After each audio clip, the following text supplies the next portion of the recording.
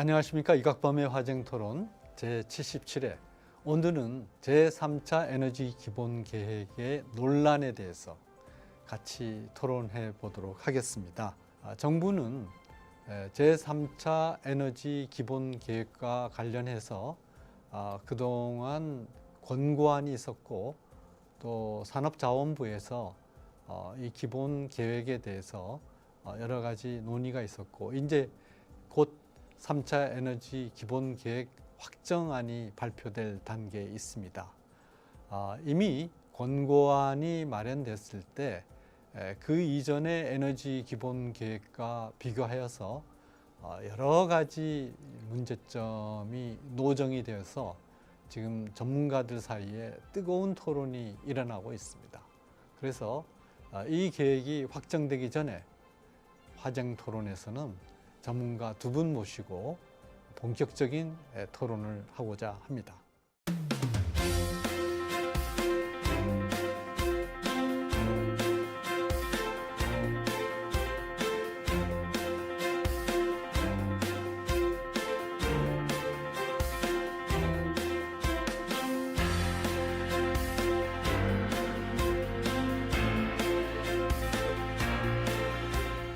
오늘 이 자리에는 이덕환 서강대학교 화학 커뮤니케이션 교수님 나오셨습니다. 감사합니다. 안녕하세요. 그리고 이재규 김천대학교 융복합에너지학과 교수님 나오셨습니다. 안녕하세요. 안녕하세요. 네. 현재 논란이 되고 있는 제3차 에너지 기본 계획의 그 최종안에 들어가기 전에 논의되고 있는 주요 내용이 무엇인지 제2차 기본 계획과 비교해서 확연하게 차이 나는 점을 중심으로 말씀해 주시기 바랍니다. 예, 우선 그 완성된 안이 나오지 않았기 때문에 네. 조금 조심스럽기는 합니다. 그런데 처음에 나왔던 권고안이나 지난번에 그 산업통상자원부가 발표했던 초안을 보면은 상당히 걱정스럽습니다. 네. 우선 첫째로 이거는 그 녹색성장기본법이라는 데에서 명시하고 있는 에너지 기본 계획인데 이게 재작년에 산업통상자원부가 만들었던 전력수급 기본 계획하고 뭐가 차이가 있는지 잘 구분이 안 될 정도로 전력 문제만 집중되어 있다는 점이 그 심각하게 눈에 거슬리고요.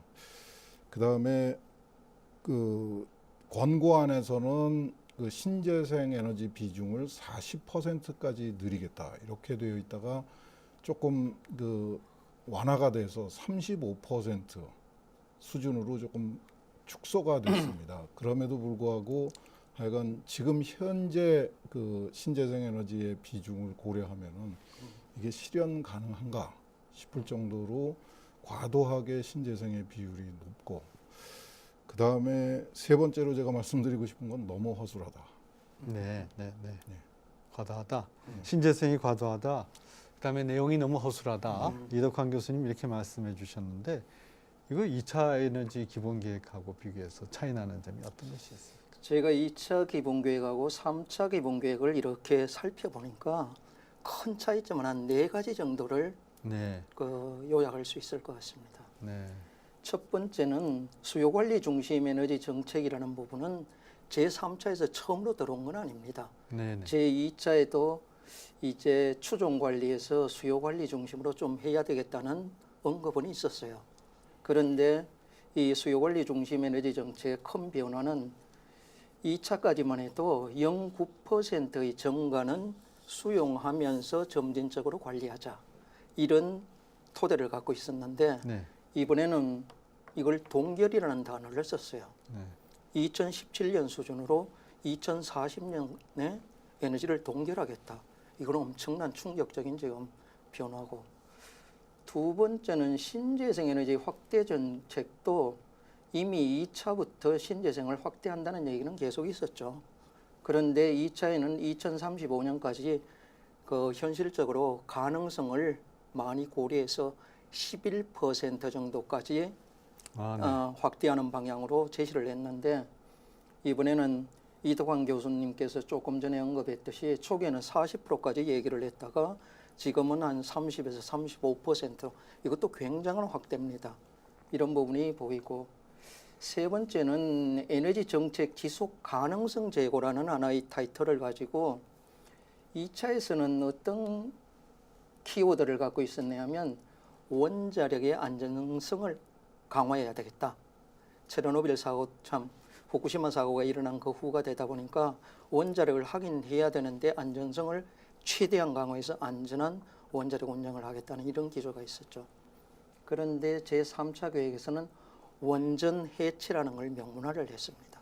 이거는 이제 큰 변화라고 저는 생각을 하고요.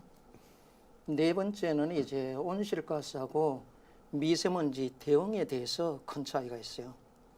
2차까지만 해도 원자력을 확대하고 그리고 약 29%의 원전 이용률을 최대한 극대화해서 베이스 로드를 유지하는 네. 이런 부분이었는데 3차 에너지 로드에서는 신재생 확대는 뭐 동일합니다만은 그 대신에 석탄을 줄이고 LNG 가스를 극대화하고 원자력 부분은 그냥 없어지는 네. 그러니까 기본 맥은 상당히 변화됐다고 이해를 할 수가 있죠. 근데 지금 현재 일어나고 있는 사태는 탈원전을 하면서 오히려 석탄 에너지 이 부분은 더 늘어나고 또 동시에 가스 발전 또한 늘어나고 있지 않습니까? 그렇습니다. 그리고 거의 저는 종교 수준이라고 생각이 되는데요.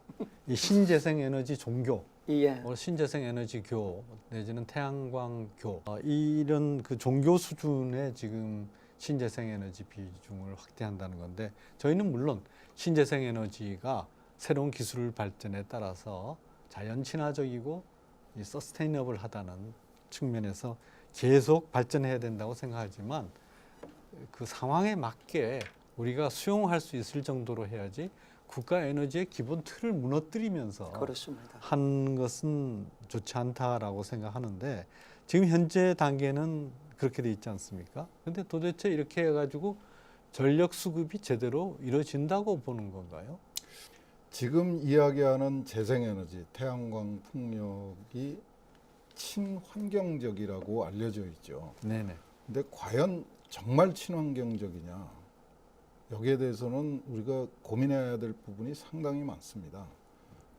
우선 첫째로 그 태양광 패널의 제작 과정, 네. 그 다음에 나중에 한 20년 쓰고 나서 폐기의 방법, 이런 면까지 같이 고려하면은 그렇습니다. 이걸 친환경이라고 그러기가 쉽지 않고요. 태양광도 그렇고 풍력도 그렇고 그 설치 운영하는 과정에서 발생하는 환경 문제도 적지 않습니다. 네. 태양광 패널에 대한 투자와 그 관심을 그 계속해야 되는 거는 이 태양광 풍력이 그 친환경적인 그 전력 생산 방법이어서가 아니고 우리가 앞으로 활용할 수밖에 없는 친환경성하고 상관없이 우리가 지금 현재 사용하고 있는 자원이 고갈되는 시점에 아마도 남게 될 유일한 대안이 아닐까 하는 우려 때문에 여러 가지 문제점들을 감수하면서도 활용해야 되는, 투자를 해야 되는, 그래서 완성시켜야 되는 그런 기술입니다. 이게 그 이제 태양광 풍력을 사용하면은 환경에 전혀 영향을 미치지 않고 우리는 전기를 펑펑 쓸 수 있는 그런 기술은 전혀 아닙니다. 그렇군요. 그러니까 예. 미래의 발전 가능한, 사용 가능한 발전원으로 우리가 절대 포기할 수 없는 굉장히 중요한 미래의 기술이지 지금 현재 그 국가의 에너지 그 전력 수급의 그 상당한 부분을 맡길 수 있을 정도로 완성도가 높지 않고 환경에 미치는 그 문제도 그렇게 쉽게 간과할 수 있는 수준이 아닙니다. 네. 어쨌든 이번 나온 그 권고안에 의하면 에너지 기본 계획에서 크게 두 가지인데 이 재생에너지 확대 비중을 확대하겠다. 재생에너지 비중을 확대하겠다 하는 정책이 하나 있고 그다음에 또 하나가 에너지 수요를 억제하겠다고 하는 이 정책인데 먼저 이 원전을 벗어나야 되겠다라고 할 때 굉장히 중요한 근거가 우리나라가 세계에서 아주 값싼 전기를 공급하고 있지만 그 근거가 원전이기 때문에 원전을 없애면은 에너지 가격은 높아갈 수 없다. 특히 전기 요금은 높아질 수밖에 없다. 지금 벌써 뭐 아주 좋은 흑자 기업, 건실한 흑자 기업이든 한국전력이 다 같이 지금 엄청난 적자에 시달리고 일반 기업 같으면 거의 지금 부도 직전에 가지 않는가 하는 우려가 될 정도이기 때문에 전기요금을 올려야 하나 정부에서는 지금 그동안 해왔던 에너지 정책 때문에 지금 전기요금을 올릴 면목이 안 서는 거죠. 그래서 무리하게 지금 전기요금을 억제하고 있는데 이 에너지를 수요를 줄일 수 있다 이렇게 강변을 했는데 이번 제3차 에너지 기본계획에서도 그 점이 굉장히 강조가 되는 것 같은데 앞으로 특히 이 전기 에너지 수요가 점점 더 늘어나는 상황에서 우리가 이 에너지 수요를 그렇게 마음대로 줄일 수 있습니까? 전 그 얘기를 들었을 때 우리 대한민국의 전기 사용 퍼센테이지를 먼저 좀 살펴보고 들어가야 될 것 같아요. 네네. 작년 하반기죠. 그러니까 2017년 하반기에 보고된 자료를 보면 가정용이 약 14%입니다. 네. 그 다음에 우리나라 산업용이 56%고 네네. 그리고 공공일반용이라 하면 학교라든지 이제 상가라든지 도로라든지 네네. 이런 부분 그게 약 22% 됩니다. 네. 그래서 전체 22%하고 8%인데 우리가 전기요금을 인상해서 수요를 억제할 수 있는 것은 가정용에는 조금 효과가 있을 수도 있을 것 같아요. 그래봤자 14% 내에서의 활동이고 우리가 56%에서 60%를 차지하는 산업용은 인위적으로 우리가 줄일 수가 없는 부분이거든요. 특히 작년 말에 우리나라가 수출 6위입니다. 정말 수출 대국입니다. 대한민국이. 그런데 이 수출품의 1등에서 5, 5등을 보면 1등이 반도체, 2등이 자동차와 자동차 부품, 3등이 화학제품, 석유화학제품, 4등이 디스플레이, 철강, 조선이거든요. 이 모든 제품은 고에너지 소비 제품입니다. 전기를 그렇죠. 쓰지 않으면 네. 상품을 생산을 할 수가 없는 거예요. 네. 그러면 정말 전력 에너지 수요를 억제하고 동결했을 때 우리나라의 경영이나 산업 생태계가 현 상태로 유지할 수 있느냐? 저는 심각하게 고민이 돼요. 한때 포스코가 우리나라 전체 에너지의 10%를 소비했었습니다. 지금 이재규 교수님이 말씀하셨듯이 반도체로 우리가 그동안에 또한 수출 대국의 그렇죠. 중요한 역할을 하도록 했는데 그 반도체가 대단히 질이 좋은 안정적인 에너지를 전력을 대량으로 요구하죠. 소비하는 맞습니다. 업종 아닙니까? 이렇게 우리 산업 구조가 돼 있는데 일방적으로 에너지 소비를 구미에 맞게 나갈 때는 방에 불을 끄고 가라 하는 이 정도로서 소비를 마음대로 할 수 있는가? 참 걱정스럽습니다. 네. 그 지금 3차 에너지 기본계획 초안 그걸 보면은 2030년, 2040년의 에너지 전력 소비가 그 2017년도 수준으로 동결된다 하는 전제가 깔려 있어요. 그 근거는 이제 지금 뭐라고 그러셨죠? 2035년입니까? 2040년이요. 2040년의 에너지가 2017년 전력 사용량이 2017년으로 동결하겠다는 겁니다. 2017년 수준으로 동결된다. 그러면 늘어나지 우리나라 않는다는 거죠. 경제 성장이 그동안에 완전히 멈춰 서 있어야 된다는 얘기가 그러니까 왜 그렇게 되느냐 하는 그 논리가 아주 걱정스럽습니다. 네. 산업부하고 이 전문가들이 내세우는 거는 두 가지가 있습니다. 하나는 선진국의 사정이 그렇다. 네. 선진국의 현재 사정을 보니까 전력 수요가 어느 한계까지 계속 지속적으로 증가를 하다가 어느 수준에 넘어서니까 그다음에 미국이 그렇고 유럽이 그렇고 일부 나라가 전력 소비가 줄어들더라. 이야기가 하나가 있고 또 하나는 우리나라의 인구가 줄어들 거다. 이게 2035년이 피크가 될 거라는 전망이 최근에는 이제 2027년이 피크가 될 거라고 이제 좀 앞당겨지고 있습니다. 그래서 이제 2040년 되면은 인구가 상당히 줄어들 거기 때문에 2040년에 전력 수요가 2017년으로 유지될 수 있을 거다. 이런 얘기를 하고 있어요. 저는 그 부분을 보고서는 상당히 놀랐는데요. 과연 우리는 다른 나라하고 비교를 굉장히 좋아해요. 근데 과연 우리나라하고 다른 나라하고 비교할 수 있는 그 대상인가? 구체적으로 미국하고 우리의 전력 소비 패턴이 과연 비교할 수 있는 수준인가? 우선 그 미국은 다 아시다시피 이제 전기를 많이 쓰는 산업은 다 밖으로 내보냈습니다. 우리나라로 왔고 중국으로 왔죠. 그래서 중국이 미세먼지를 너무 많이 만든다고 그러니까 중국이 아주 당당하게 얘기하지 않습니까? 우리가 당신네들 제품 만들어주느라고 미세먼지 발생하는 거다. 우리도 고생한다. 이런 얘기를 하고 있거든요. 그러니까 미국은 이제 선진국으로서 최고의 선진국으로서 이미 산업구조 조정을 다 했습니다. 그래서 에너지 저소비 산업 구조를 유지하고 있고, 그 다음에 국민들도 그 일반인들도 이제 전기를 더 이상 쓸 수 없을 정도까지 쓰고 있는 거죠. 전력 소비량이 이제 그 정말 포화 상태에 이르렀습니다. 근데 우리는 아직도 우리가 그동안에 굉장히 빠르게 성장을 해왔지만 아직도 우리는 수출 주도라는 얘기는 무슨 얘기인가 하면 다른 나라에서 사용할 제품을 우리가 만들어주는 입장에 있는 거죠. 반도체도 그렇고 자동차도 그렇고.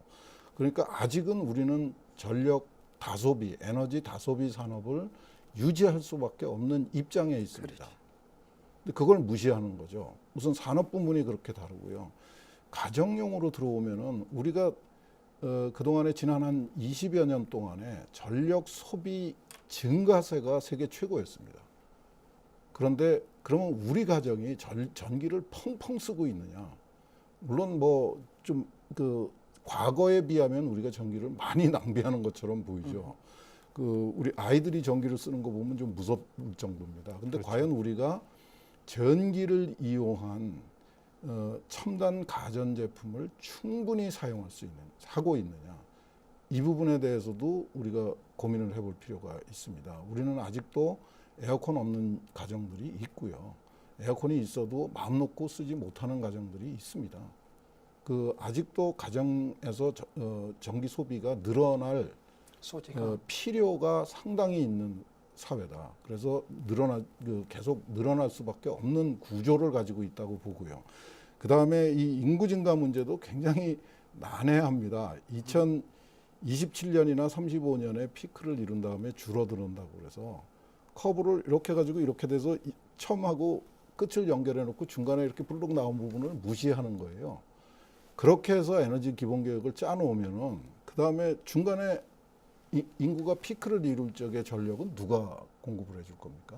이런 장기 플래닝을 하는 사람들의 실력 문제인 것 같아요. 중간에 낙타등처럼 튀어나온 부분을 누가 해결할 건가에 대한 인식이 전혀 없는 것 같아요. 또 하나 제가 보고서는 굉장히 놀란 부분이 있는데 짧게만 말씀을 드리겠습니다. 이 수요를 억제한다는 표현을 써요. 이제 우리 사회가 이렇게 정부 주도의 억제 정책이 먹히는 사회인지는 잘 모르겠습니다. 그런데 정부가 이 수요를 억제하기 위해서 동원하겠다는 방법이 정말 어처구니가 없어요. 제도를 통해서 억제를 하겠다는 겁니다.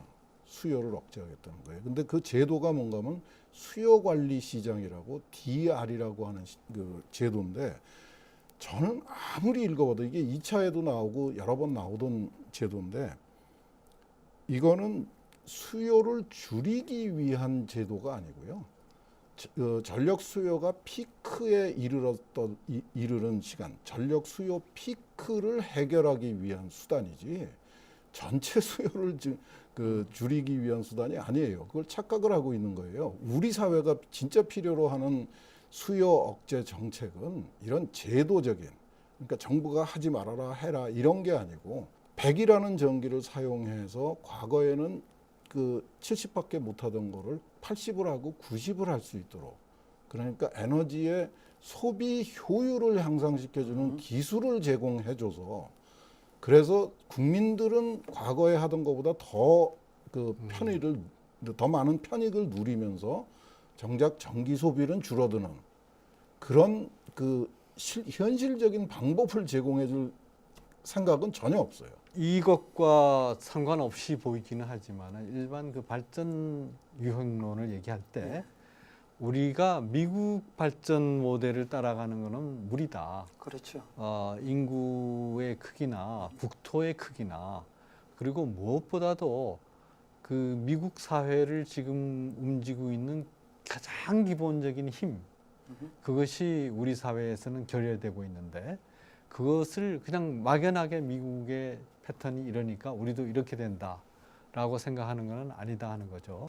예를 들면은 미국은 아까 이덕환 교수님 말씀하셨듯이 제조 중심 그리고 실질적으로 이것을 만들어서 수출하고 하는 그런 산업이 아니라 지식 집약적인 브랜드 중심의 기술 중심의 그렇죠. 이런 산업이거든요. 우리나라에서 이 스타벅스 1년에 로열티 얼마나 지급하고 있습니까?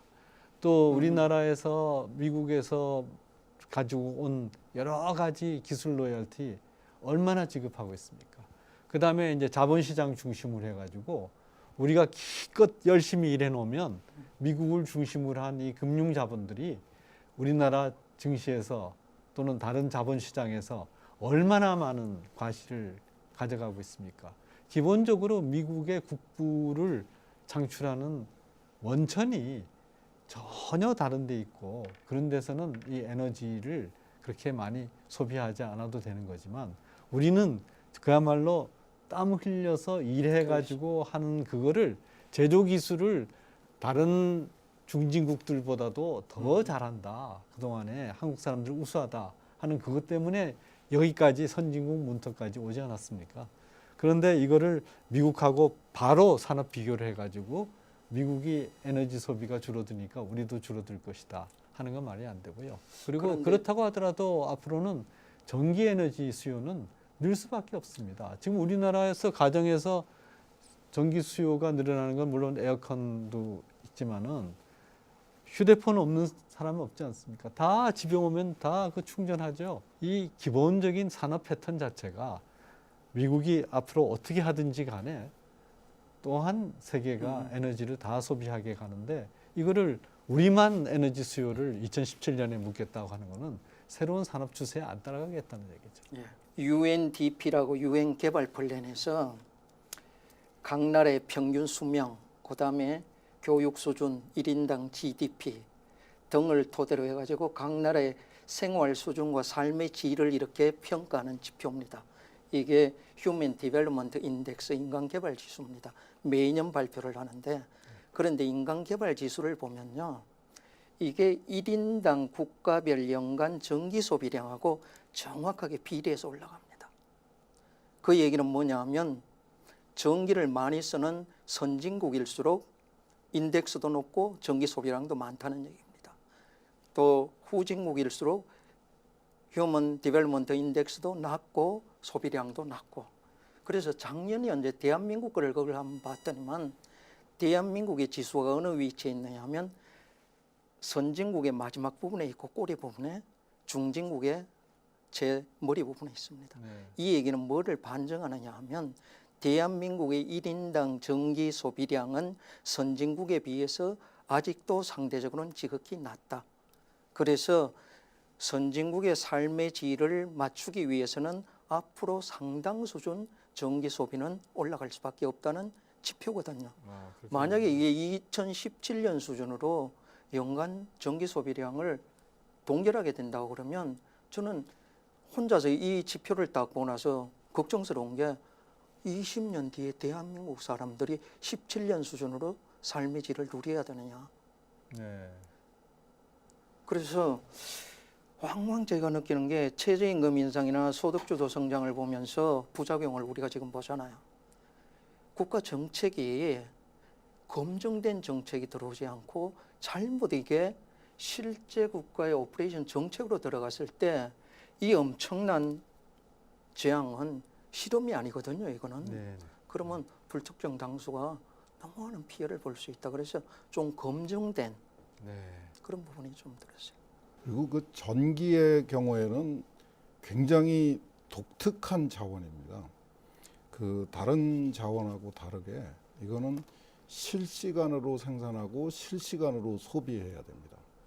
쉽게 말씀드려서 전국에 있는 한 200여 개의 지금 발전소들이 전부 한전이 관리하는 송전망이라는 데에 같이 묶여 있고요. 네. 발전소들이 거기다 발전을 해서 거기다 올려놓으면은 그거를 실시간으로 다 소비를 해야 됩니다. 소비를 못하면은 다 그냥 송전선로에서 돌다가 열로 없어지거든요. 그래서 여기서 아주 굉장히 심각한 문제가 생깁니다. 그 소비를 이 발전사들이 못 맞춰주면은 수요자가 원하는 소비량을 공급을 못 해주면은 우리가 2012년에 경험했던 것 같은 순환정전이나 대정전 사태로 들어가 버려요.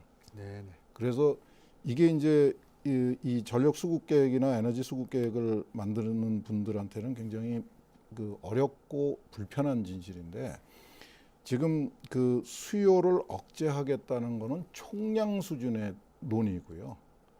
이 피크 전력을 어떻게 관리하겠다는 얘기는 이 3차 에너지 기본 계획에 전혀 없습니다. 네. 전력 수급 기본 계획에도 없어요. 아, 네. 그리고 이제 총량이 뭐 선진국을 따라가서 뭐 줄어들지 계속 늘어날지는 아무도 예측을 못하지만은 총량하고 피크 전력 수요의 관계도 검토가 되지 않았습니다. 근데 전기는 다른 에너지하고 다르게 그 비축을 해놓고 쓸 수가 없어요. 그러니까 피크 전력에 대한 준비가 항상 필요하고요.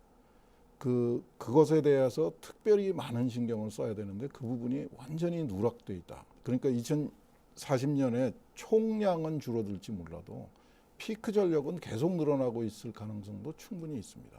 네. 그런 부분도 고려가 안 됐죠. 그러니까 생각보다 훨씬 더 심각한 문제일 수가 있습니다. 그러면은 두 번째 핵심 방향인 재생에너지 비중 확대 정책에 대해서 살펴보겠습니다. 재생에너지 비중을 30 내지 35%, 아까 35%까지 올린다고 돼 있지 않습니까?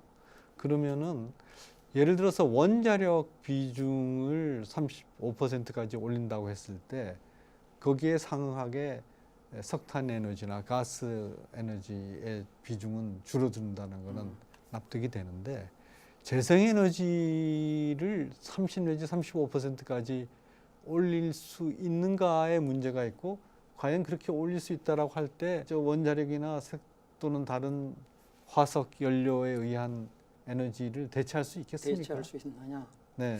저는 이 부분은 정말 굉장히 결론적으로 얘기하면 노입니다. 임파시블입니다.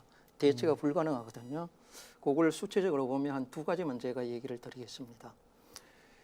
이 신재생 특히 태양광이나 풍력 같은 경우는 이용률이 아무리 좋아도 20%를 넘기기가 어렵습니다. 15%에서는 20%입니다. 그래서 이용률을 20%라고 했을 때 신재생 에너지를 30% 시설을 우리가 만들어 놓으면 2, 3은 6%의 발전량밖에 나오지 않는 겁니다. 네. 직설적으로 얘기해서 그 얘기는 그러면 일부 사람들은 이런 얘기를 해요. 그러면 시설 용량을 5배 하면 될 거 아니냐? 그럼 150%를 만드는 겁니다. 네. 돈을 엄청나게 해가지고 그러면 다른 부분과 동일하지 않습니까? 대체. 그런데 그래도 대체가 안 되는 게 바람이라는 게 요거 20% 불어주고 요거 불어주고 24시간을 교차하면서 불어주지 않는다는 얘기거든요. 그 얘기는 150%의 시설 용량을 해도 30%의 원자력을 따라갈 수가 없다.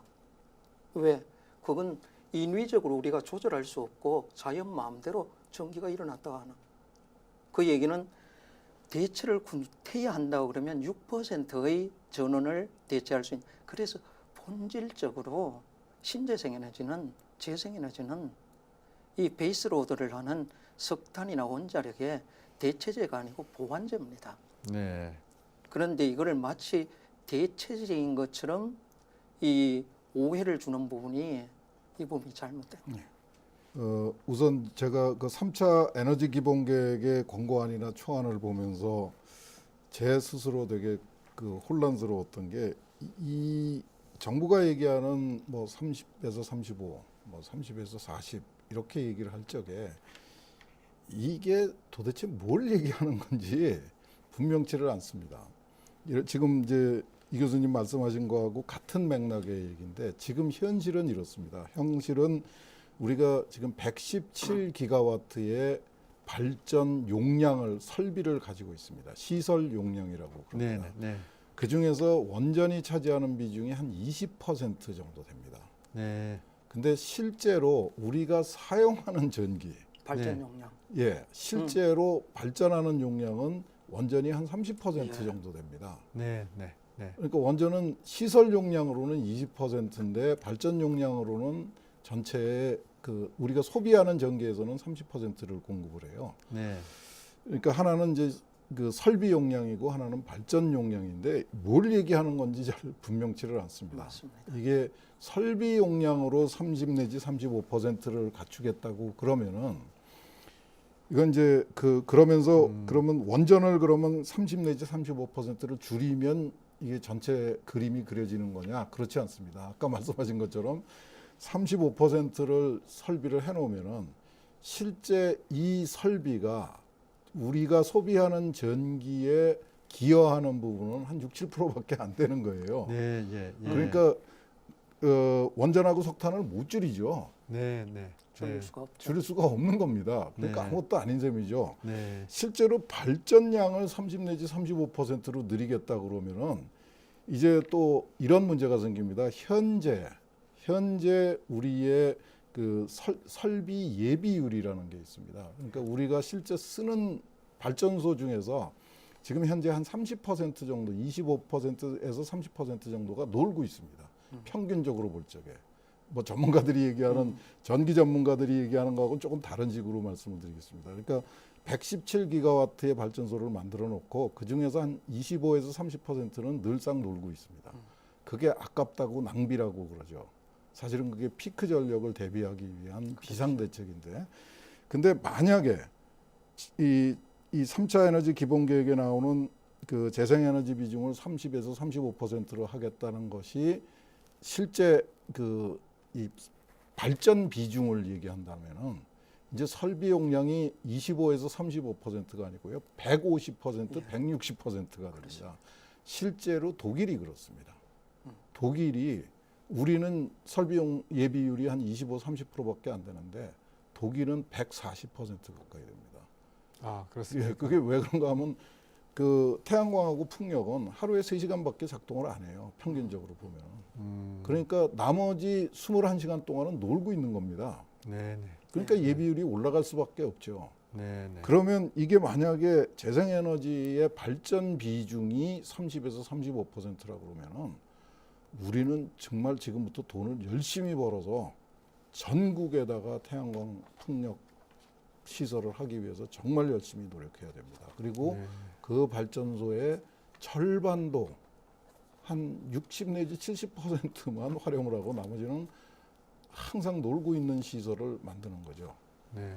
이런 나라가 과연 우리가 원하는 건지. 근데 실제로 이 문재인 정부 들어서고 나서 탈원전 정책이 본격화되지 않았습니까? 네. 탈원전 정책을 본격화하면서 위험한 원자력 발전을 쉬게 하면서 우리가 신재생 에너지로 얼마든지 부족한 전력 수요분을 메꿀 수 있다. 이렇게 했었는데 신재생 에너지가 원전이 후퇴하고 난 부분을 메꿨습니까? 아니면 그 부분을 원전이 후퇴한 부분을 석탄 LNG가 발전과 맡겼죠. LNG가 하고 했으니까. 석탄하고. LNG 이게 하고 우리가 석탄. 독일 네. 사례를 보면 정답이 이미 나와 있어요. 네. 이게 한 독일이 10년 동안 신재생 확대 정책을 쓰기 위해 가지고 600조 원을 투자했습니다. 네. 어마어마한 돈이에요. 600조 원을 투자해 가지고 시설 용량으로 약 85%의 시설을 만들었어요. 그런데 발전 용량은 한 17에서 20% 나옵니다. 이게 17, 18%밖에 안 나오니까 전기가 부족하나요? 이제 피크 타임 때는 그러니까 독일이 갈탄이 많이 나거든요. 석탄 발전소를 왕창 지었어요. 그러니까 석탄 발전소가 베이스 로드의 역할을 해주는 겁니다. 그러니까 CO2나 이게 많이 나와가지고 OECD 국가 중에서 유일하게 CO2가 증가한 국가가 독일이죠. 그런데 석탄 발전소를 추가로 그렇게 지었는데도 불구하고 바람이 안 불 때는 부족한 거예요. 그래서 프랑스에서 원전 전기를 계속 수입하는. 그래서 이 재생에너지라는 것은 본질적으로 우리가 알아줘야 될 게 24시간 우리가 원할 때 전기가 나오지 않는다. 24시간 중에서 서너 시간 전기가 나온다. 그럼 19시간에서 20시간을 누가 이걸 커버를 해줄 거냐? 그러면 신재생이 나올 때는 항상 백업 에너지가 나와야 됩니다. 그게 독일은 석탄을 택했고 우리나라의 신정부는 지금 LNG로 그걸 하겠다는 얘기거든요. 그럼 엄청난 LNG가 들어가는 거야. 이게 과연 대한민국이 정말 해야 할 일인지. 그동안의 정부는 이렇게 얘기를 했죠. 지금 이 교수님이 말씀하신 거를 LNG 부분은 슬쩍 놔두고 그 물러난 이제 그 산업통상자원부 장관이 주로 그 말을 많이 했죠. 재생에너지 태양광 풍력이 하루에 서너 시간밖에 작동을 안 하는데 그 간헐성이라고 그럽니다. 그걸 어떻게 메꿀 거냐 그랬더니 그 전 산업통상자원부 장관의 주장은 에너지 저장 시스템이라는 ESS라는 걸 활용하면 된다. 그 기술은 완성되어 있다라고 아주 강하게 얘기를 했습니다. 네. 그래서 전국에다가 한 100여 곳이 넘는 대규모 ESS를 건설을 했습니다. 지난 2년 동안에. 네. 그리고 그 지금 현재는 전체가 가동 중지 명령을 받았습니다. 작년에 20여 회의 화재 폭발 사고가 그렇죠. 일어났어요. 네. 이유가 뭔가 하면 아직도 원인을 못 밝히고 있다고 그래요. 이 정부는 조금 난처하면은 조사 중이라고 그러는 것 같더라고요. 네. 지금 ESS 화재가 그 나기 시작한 게 1년이 넘었고요. 그다음에 마지막으로 대형 폭발 사고가 난 게 벌써 5개월이 넘었습니다. 그렇습니다. 그런데 아직도 조사 중이에요. 네. 근데 답은 누구나 다 알고 있습니다. 왜 그런가 하면은 거기 ESS에 들어있는 게 저희 휴대폰에 사용하는 리튬 이온 배터리를 잔뜩 쌓아놓은 거예요. 저희 휴대폰 그 조그만 것도 충전하고 방전할 적에 전화를 쓸 적에 휴대폰이 뜨거워지잖아요. 그거를 그 거대한 시설에다가 그걸 꽉 채워놓은 겁니다. 그러니까 전기를 저장할 때 열이 잔뜩 나고요. 그 전기를 빼서 쓸 적에 열이 바짝 납니다. 그 열은 다 전기에서 비롯된 열입니다. 그러니까 다 버리는 열이죠. 그러니까 그 ESS 시스템은 사실은 사우나를 만들어 놓은 겁니다. 그 사우나를 전기로 가동하는 사우나를 만들어 놓고 사람들은 사용하지 못하는 이 리튬 아이온 배터리를 사용한 이제 ESS는 소위 이제 그 아주 정교한 그 전자제품의 경우에는 무정전 시스템이라는 게 이제 그 보호를 위해서 네네. 사용을 하는데 그 정도 수준에서 사용하는 장치입니다. 이렇게 송전망에다가 공급할 수 있는 규모의 전력을 저장하는 시스템은 전 세계에 우리나라만 시도하고 있는 겁니다. 네.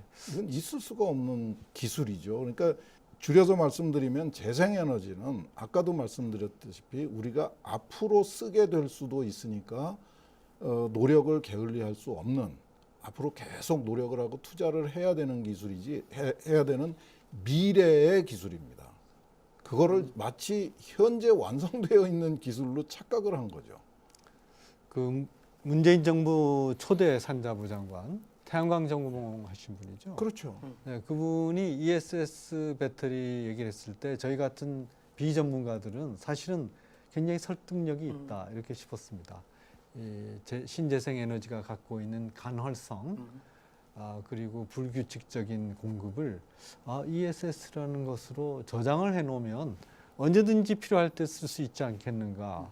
여기에 신재생 에너지에 답이 있겠구나라고 생각했는데 그 실체가 지금 이덕환 교수님 말씀 들으니까 상당히 좀 너무나 자신들의 그 논리를 정당화하기 위해서 아주 자기적으로 만든 기계다. 그리고 ESS가 그동안에 대형 화재로 여러 가지로 지금 우리나라에 거의 재난 수준으로 와 있다는데, 그럼에도 불구하고 아주 고집스럽게 재생에너지 비중을 확대하겠다, 이렇게 무리하게.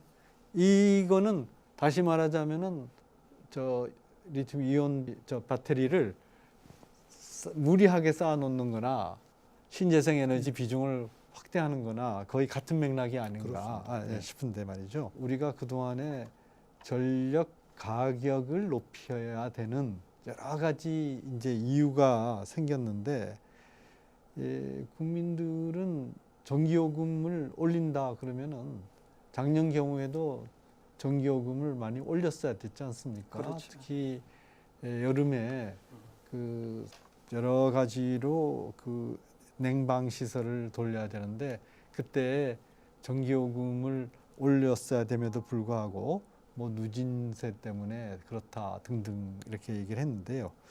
이 전기요금을 누진요금도 하지 않고 그리고 현재 수준에서 높이도 않고 이걸 유지할 수 있는 방안이 있습니까? 일단 제 얘기를 하기 전에 일본에서 일어난 현상이 재미있는 게 있어요. 일본이 작년부터 원자력을 재개를 시작했거든요. 네. 일단 5호기만 일단 리오퍼레이션을 시작했습니다. 겐카이 3, 4호기하고 오이 3, 4호기가 이가타 3호기 5개 원전을 재가동을 했는데 일본의 전체 LNG 수입량이 10%가 줄었어요. 아, 이건 그렇습니까? 팩트입니다. 네네네. 그리고 우리나라에서 에너지 전환 정책을 쓴 게 이제 2년 정도 되는데 그동안에 전기요금을 하나도 안 올렸어요. 그러면 일반 사람들이 착각에 들어갈 수 있는 게 에너지 전환 정책 해도 전기요금하고 상관없겠다. 그런데 우리가 요새 한전 소액주주들이 집단 행동을 들어갔죠. 어쩜 이게 시장의 반응의 정직성이라고 저는 생각을 합니다. 이게 3조 1천억이 한전이 흑자를 내던 회사거든요. 딱 2년 전의 얘기입니다.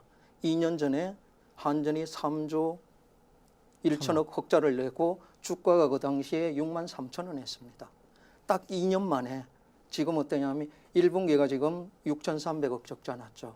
이걸 단순 4배하면 얼마 적자냐면 3조 1천억 흑자하던 네. 회사가 네. 2조 5천억의 적자로 바뀌는 한 5조의 차가 거기에 5조 6천억에.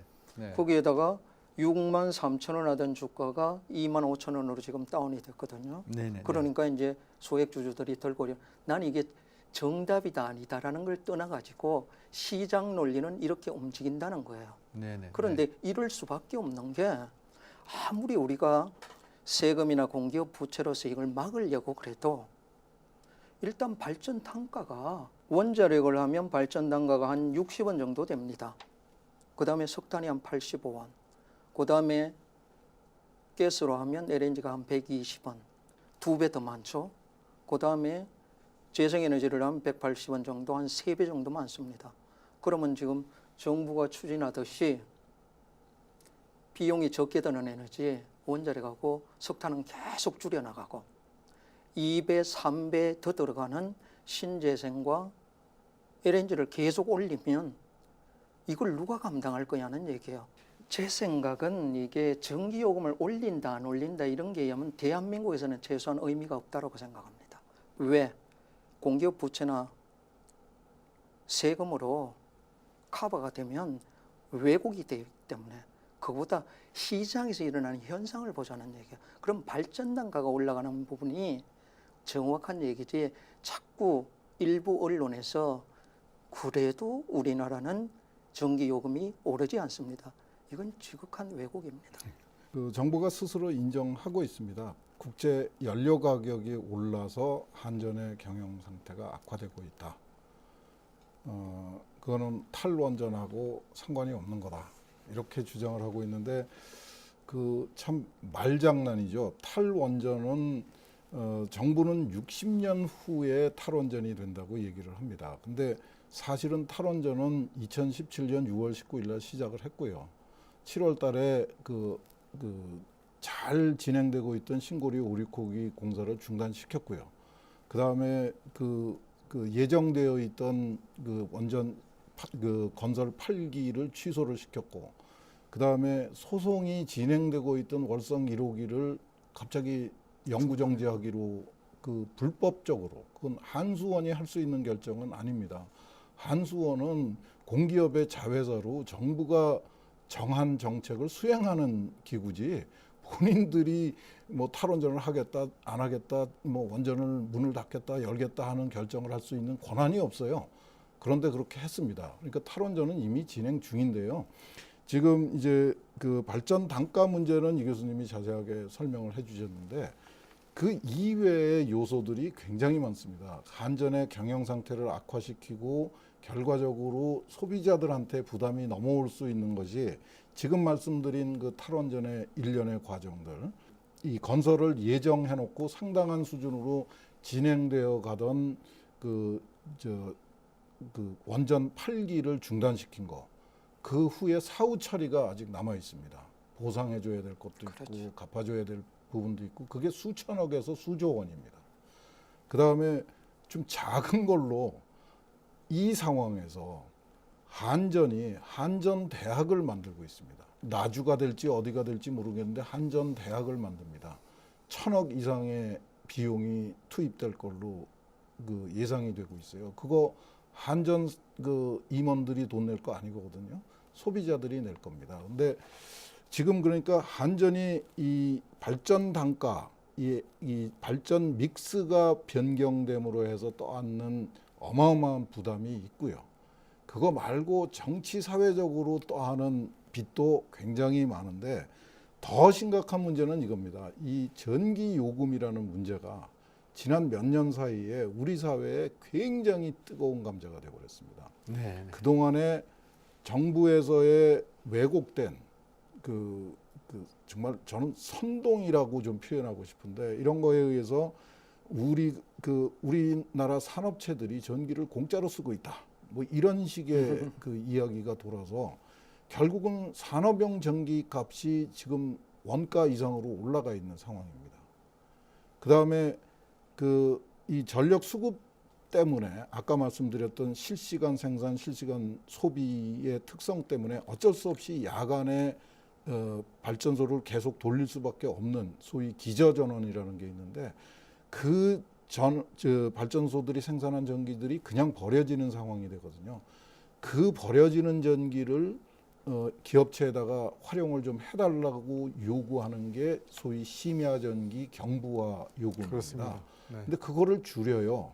그걸 줄이면 남은 전기는 버리고, 그 공장들은 놀 수가 없으니까 피크 타임에 가동을 하게 되면은 피크 전력 수요가 올라가요. 그거를 대응하기 위해서 한전은 또 투자를 해야 됩니다. 뭐 재생에너지를 짓든 원전을 짓든 뭔가 하여튼 전기를 생산하는 시설을 지어야 돼요.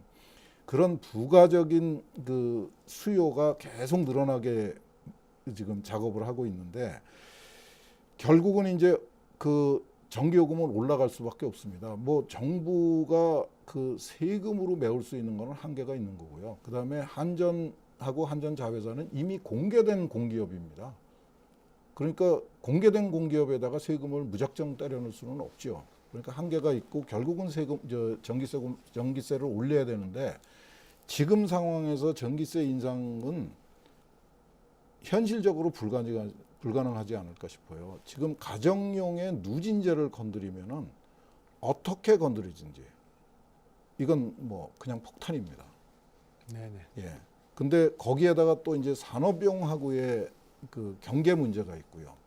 그 다음에 또 농어민들한테 제공하던 정말 원가 이하의 굉장히 값싼 전기가 있습니다. 그래서 그걸 가지고 농가들이 그 비닐하우스 난방도 그걸로 하죠. 네. 그거를 건드려 놓으면은 이제 그건 뭐 감당하기 어려운 겁니다. 지금 전기요금을 안 올리겠다는 정부의 주장은 아무도 신뢰할 수 없는 얘기고요.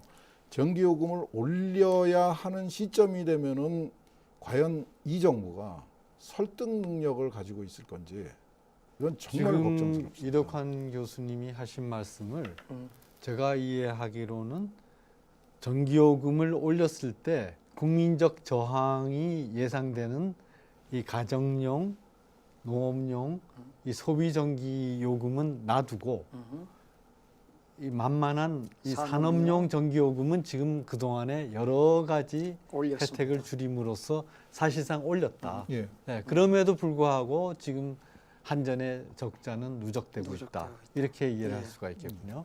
자, 지금까지의 이야기를 이재규 교수님께서 마무리로 해주시죠. 우리 사회에는 언제부턴가 에너지를 가지고 좋은 에너지, 나쁜 에너지라고 프레임을 지어가지고 때리고 있는 것 같아요. 이게 가장 큰 우리 사회의 문제점이다. 좋은 에너지가 어디 있고 나쁜 에너지가 어디 있습니까? 그 나라가 가지고 있는 장점과 단점에 따라서 잘 맞추어 나가야죠. 그런데 이미 원자력 에너지는 이 선진국만이 사용할 수 있는 순위 에너지입니다. 누구나 쓸 수 없어요. 대한민국이 가장 잘하는 게 원자력 에너지입니다. 그런데 가장 잘하는 걸 버리고 우리가 갖고 있지 않는 석탄이나 가스를 해외에서 수입하고 또 재생에너지도 태양광이나 판넬 이런 게 중국에서 전부 수입하거든요. 그다음에 풍력의 윈드터빈은 유럽에서 독일제나 덴마크제를 전부 수입합니다.